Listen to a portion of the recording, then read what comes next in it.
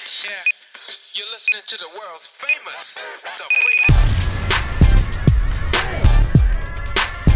Go down.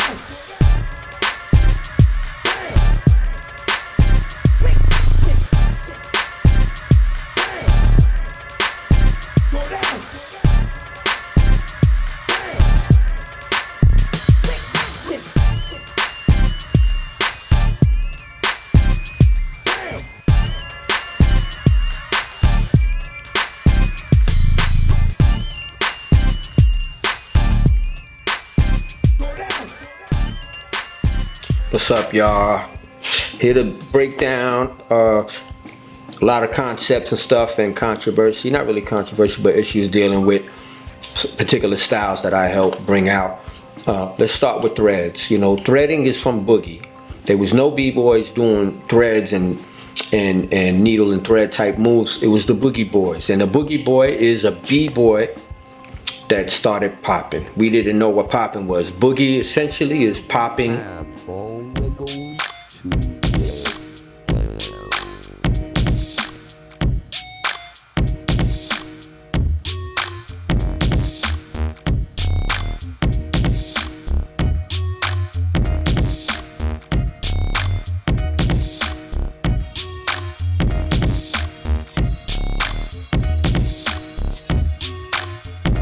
Now the Boogie Boys were the ones coming out with these concepts, trying to copy shit off of the Soul Train and all that, and we came out with a thing called the thread, and you would see us do this one, you know, all of these type of threading moves. Then you saw me do the famous one like this, you know. These are things that me, Fable, Loose, well not really Loose Boost, but my crew, Electric Company, Electric Force, was messing around with. And eventually I learned how to do a track 2 floor track, which track 2 was like a scientist on the floor, man. It was very intricate. And when I learned this particular floor track, the way he did it, drop the one knee, hit the pose, and then flip and do the twist. Every time I hit the pose, I grabbed my foot automatic. The foot just went through naturally. It was my natural motion from Boogie. The foot went through. This practice took place with me, Powerful Pecs. You could put the year because it was before he was a New York City Breaker. People don't know they were floor masters, and I used to hang out with Pecs a lot. And Pecs used to roll with me in Fable. Before he was a New York City Breaker, we all just hung out a lot. We went to Toronto together before he became a New York City Breaker, because me, Fable, and Pecs had a show out there. And we flew out there with some cat, put us up in a hotel, and in that hotel, we started experimenting with these type of moves. It was Peck's idea for me to put more Boogie into my breaking. They all knew I could break, and that move came out. And we also did another training during the Kennedy Center Honors when he became a New York City Breaker. Me and Pex was still hanging out, and me and Pex was training in the room and put together more moves, you know. But that was the main move. The other move was kick worms and all the worm combinations, you know what I mean? Me and Pex again, and Fable. Fable was always there. Mostly doing floor tracks because that became like a little thing I can hit a lot with breaking. We did a floor track. We did a kick worm and flipped into a floor track. Then I did a sweep, kick worm, floor track.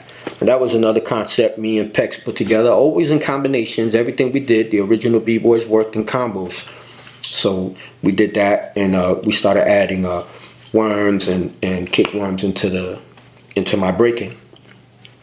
As far as the Spider-Man footwork really was not really my idea. It was something that Legs did in the battle, and it was him. After they did the movie Beat Street, there was some kind of beef or something, so they set up a battle with Lee from Beat Street, Joe Swift, I think it was Joe Swift, one of his partners, versus Kudiaki and Legs. I went. It was at a club in the Bronx called First Class, and Legs and Kudiaki showed up, and they put the smackdown on them, and that's when Legs did that spider, which is just a regular spider move into a back roll. He did it in a sweet little combination, and that's why I got the idea. I always did spiders. I always would put spider in my breaking, but when I saw him do that, I said, wow, that was sick. So I did the same thing he did, boom, boom, except I went like this. And then little by little, I started doing footwork, and I would put my hand in the placement of a spider, and that's the spider move. And I would roll the leg out. And you will see in a lot of my breaking, back in the days, I'm always hitting that spider pose, and I'm rolling my leg out. Then I started crossing it and doing it this way. And then I started hitting more intricate spider freezes, where I would just put my hand in all these different places. It's in a lot of my footage, and you can see when I'm doing it, it's not really a move like other people are doing it. It was just part of a style. That's called Spider-Man footwork. People call it thread. Called Spider-Man. Now let me explain, I'm not no b-boy pioneer.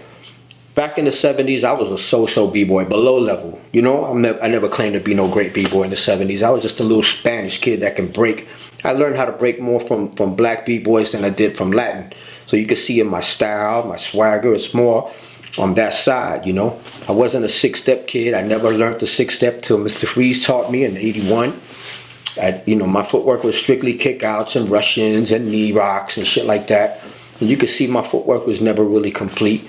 So all of that stuff built up to my style. You can see how it came together. I couldn't really complete a full six-step and look cool. My shit looked whack.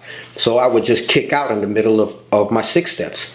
And all of these things added to the flow. And when you see a lot of the cats young today, they kind of doing that same flow and that flavor. I never threw these moves because it was during the power move, air move era. So if I did it in a cypher, they would laugh. They would make fun of me. So what I would do is I would go to Roseland, Studio 54, or Funhouse, or the Roxy. And whenever they would do a cypher, I would mix boogie, and I would go into breaking, and I would do what we call a triple threat. A triple threat is when you can pop, lock, and break. Would do this. We would do it all in one solo, pop, lock, and break. And that's when I would do a lot of these moves back in the early 80s. But in the mid 80s, I was still performing when everybody quit. So I'm doing shows on Broadway, and I'm mastering all these techniques. By the time the 90s came, you could see I'm nailing all of this shit, and it's on tape. I had perfected it, and that's just basically how it all came together. A lot of the stuff wasn't called origami. It was basically boogie boy shit, electric boogie dancers mixing breaking with boogie.